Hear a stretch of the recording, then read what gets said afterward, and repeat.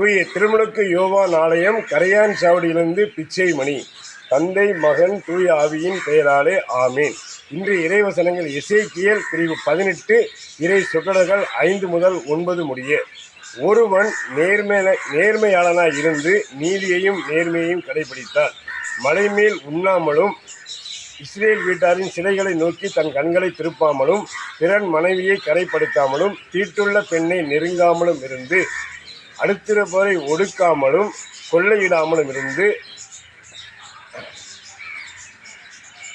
கடன் கொடுத்தவருக்கு தன் அடமானத்தை திருப்பிக் கொடுத்து பசித்தவருக்கு தன் உணவை பகிர்ந்தளித்து ஆடை இல்லாமல் இருப்பவர்களுக்கு ஆடை அணிவித்து வட்டிக்கு கொடாமலும் கொடுத்த வட்டிக்கு மேலாக பெறாமலும் தன் கையால் அநீதி செய்யாமல் விலகி மக்களிடம் ஏற்படும் வழக்குகளுக்கு நீதியுடன் தீர்ப்பளித்தால் என் நியமங்களையும் நீதி நேர்மைகளையும் கடைபிடித்து உண்மையுடன் வாழ்ந்து வந்தால் அவன் நீதிமானாவான்.